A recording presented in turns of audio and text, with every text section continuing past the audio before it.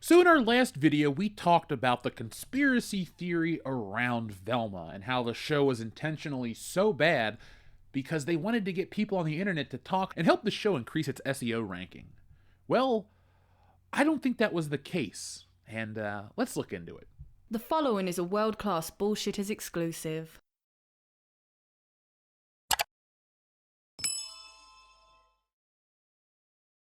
So by now you've heard about Velma. I'll spare you my opinions, I'll spare you the reviews. I'll just direct you to the other 3 videos that we've made, and in the future, check out the other 300 videos we're going to make on the topic. In all seriousness, folks, Velma is the gift that keeps on giving. And now, here's another one. So my favorite critique of Velma is that the show's not very good, yet people on the internet want to act like the people that dislike this show hate it for nefarious reasons, like racism. Well, it turns out that the races of the characters wasn't always meant to be swapped.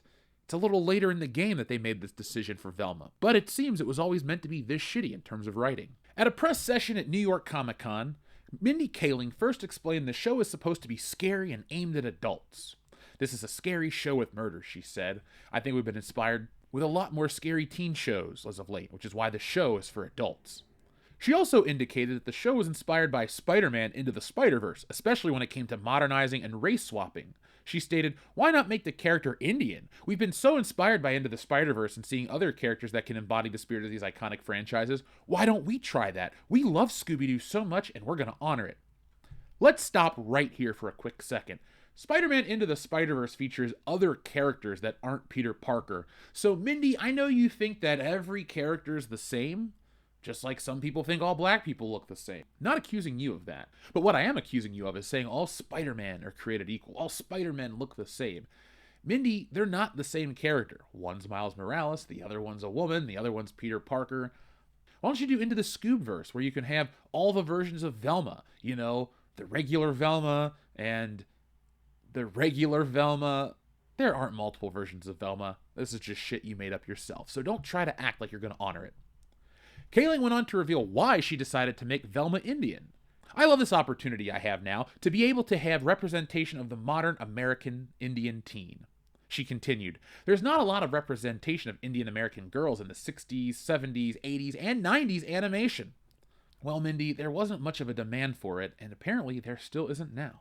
And so what I loved about that character, she's the closest to what I can see. A smart A student, thick glasses that are always falling off, and skeptical.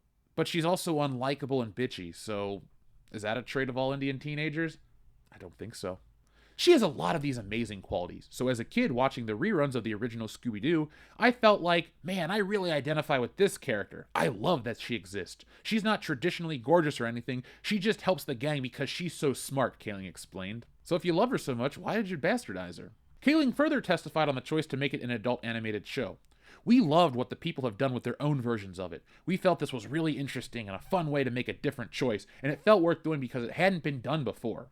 Specifically addressing all the race swapping done in the show, Charlie Grandy, the showrunner, said, "The whiteness of the characters didn't feel integral to them, except Fred. Fred just felt like a very white person." Kaling added, "Fred had to be white. He's the whitest character in the history of television." Grandy appeared to also indicate the race swapping, specifically of Velma, was done to self-insert Kaling as the character. As reported by UPI, Grandy stated, "When Mindy came to me and said she wanted to do it, it was because she connected with her, because she was this girl who was the smart one, who does all the work and doesn't get nearly enough credit." Hold on a second. Mindy Kaling doesn't get enough credit. She's had multiple TV shows, yet this self-insert cartoon is supposed to right the wrongs that you faced in your life? Oh my god, these people have it so fucking easy. "I've been oppressed and I've been put down. I've only been in movies for the last 20 years and I've only been on TV for the last 20 years and I only live in Hollywood and can afford to do whatever I want."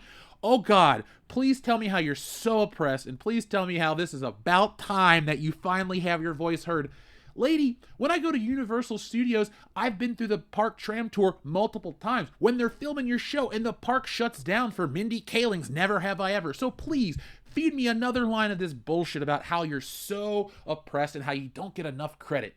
You've had how many shows? You've had how many movies? And now you got a cartoon. Why don't you give it to somebody else who, one, hasn't had a shot, and two, will do it better? Because you're not really knocking it out of the park. But I digress. However, he would claim that they didn't decide to race swap the character until later on in the production. It wasn't until we got much further down the road where it looked like this show might happen that we really started to talk about how the characters should look and should they be South Asian. At the time we were like, why wouldn't they be in this day and age? Well, because it's the Scooby-Doo gang, and well, the Scooby-Doo gang isn't from South Asia, and there's really no reason to update it, but whatever. Kaling also indicated the reason why they're describing this show as aimed at adults is due to the situations they put the teenage characters in.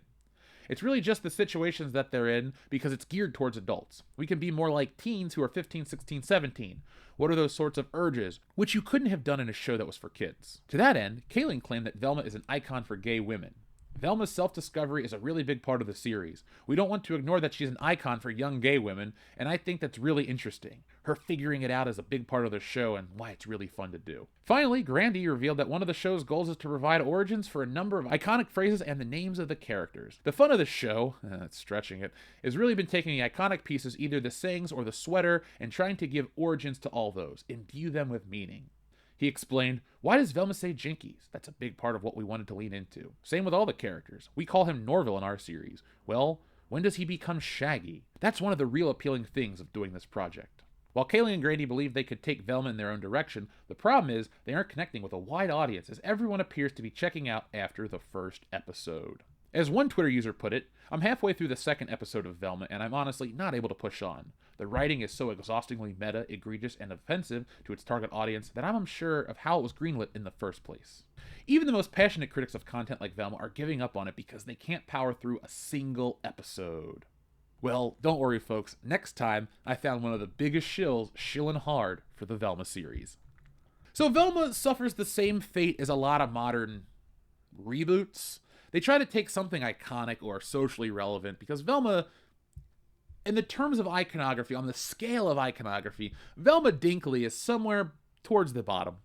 But what these new shows or properties or reboots, reimaginings, whatever you want to do, whatever you want to call them, what they like to do is they like to take the smallest bit of information, the smallest thing, and say it's iconic, it's important, it's relevant. That way they can kind of make a show out of nothing. So for example, this show, oh my god, Velma's sweater is so iconic. Is it? They needed something to balance out the color of the other characters. That's the reason behind it. Oh my god, she says jinkies. What's the reasoning behind it? Well, the show was created in the 60s, and well, people had exclamations like Great Caesar's Ghosts and Great Scott. But whatever, I digress. It's the same crap with Star Wars. It's the same crap with any of this stuff. It's laziness. It's Hollywood trying to take the little bits of information and blow them up to big bits of information. That would be like taking a postage stamp and trying to blow it up to the size of a fucking highway billboard. It's not going to look good if you don't use a better resolution photo. That's what this show kind of is. It's just a stretch. It's ugly. It's nasty. It's mean-spirited. It's got conspiracy theories talking about how it's left versus right. It's a big old psyop. What it is a big old pile of shit. And this show didn't even know what it wanted to be. It's a couple of people with their heads firmly planted way up their asses, and all they want to do is huff their own farts and congratulate each other with how good the jokes are. Oh my god, what a great joke. What great representation. Here, let me pat you on the back, millionaire status Mindy Kaling. Like, really? Are we worried about Mindy Kaling's feelings? Is she really up the street from me crying, oh my god, they don't like my show? No, she's probably on to the next project because this was nothing to them. Scooby-Doo means a lot to people, and Mindy Kaling wants to act like it means so much to her. But this was just an opportunity to make a couple bucks, get her face out there, well, her voice at least. And, again, make a couple bucks. That's all this is about. It's about money. It's easy. Hey, Mindy, you're successful. You're famous. What can we offer you here at HBO Max? I like Scooby-Doo. Give me a Velma series. And it's not like Mindy Kaling's a creative person like a Greg Weisman or Stan Lee or any of these other people. She's what? She's a comedic actress. Whoop-de-doo. Just because you're kind of funny to some people doesn't mean you have the chops to work on an animated show or even write for TV. Comedy is different in different mediums. Stand-up isn't necessarily going to write a great joke for Scooby-Doo and vice versa. Mindy Kaling is a weird, amorphous blob of humor, but she's not that funny. She's like the color gray.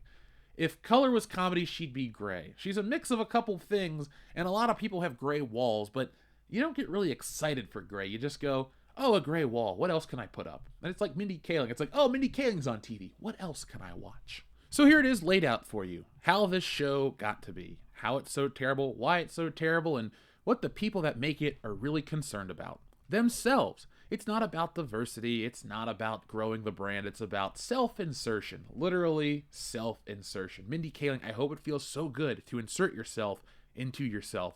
The rest of us, we don't want that. That's kind of being forced upon us. That's Wonder Woman 1984 levels of force. No thank you, ma'am. No, ma'am. No, ma'am. We need Al Bundy to protect us in this moment of darkness. That's a comment on the situation, not the skin color of Velma, but I digress. So, folks, what do you think of this situation? 3 questions for today. 1, what do you think of self-insert characters? 2, what do you think of Velma? And 3, are you laughing as hard as we are?